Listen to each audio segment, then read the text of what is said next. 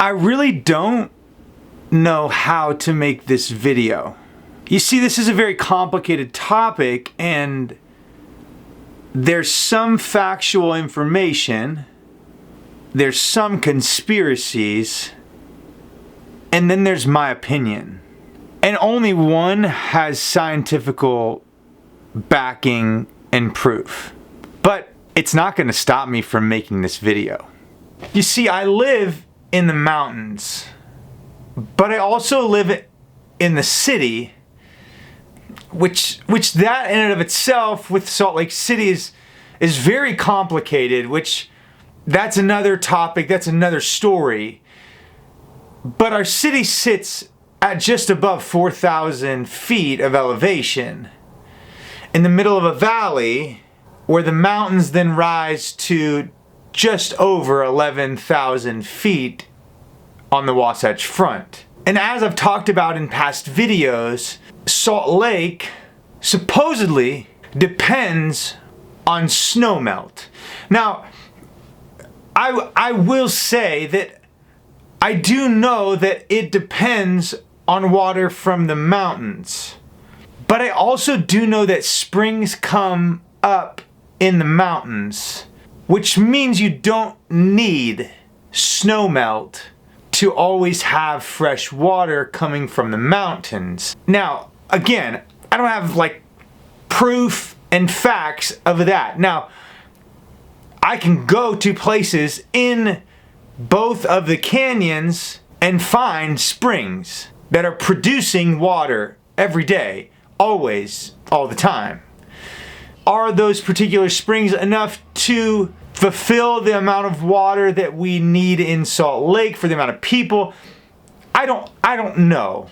But what I do know is that would mean that we don't fully depend on snowmelt. Now, I already did a video about snowmelt, but this concept of why we do this thing that I'm about to talk about is due to the fact that we want a higher snowpack for more water throughout the summer.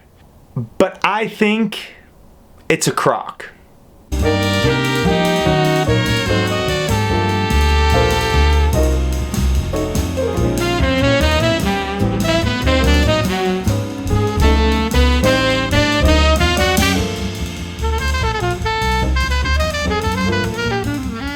What we're talking about today is contrails, chemtrails, and cloud seeding.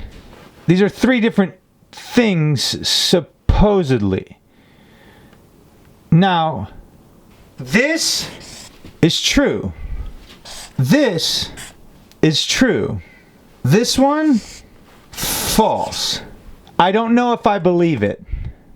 But anyways, contrails is condensation from aircrafts, and cloud seeding is a chemical mix of salt, silver, and dry ice.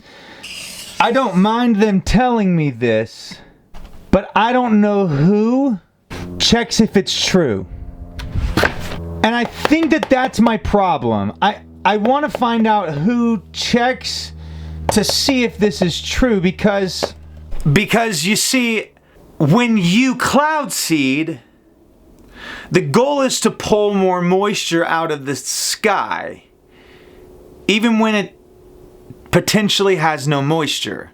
My big problem is whatever you put up there has to come down, no matter what.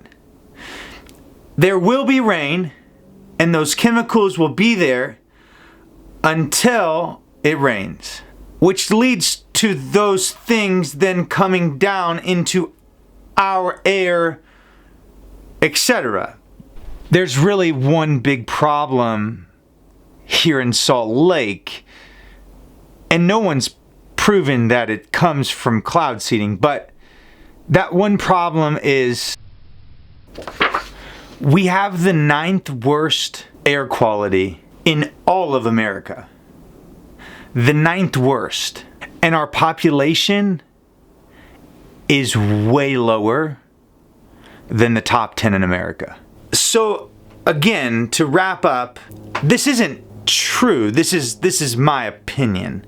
I feel like cloud seeding is part of the issue of why Salt Lake has terrible air quality. And I don't think we'll ever know. I don't think we'll ever be able to find out. But that is what I believe. And as Tootsie Pop has always said, the world may never know.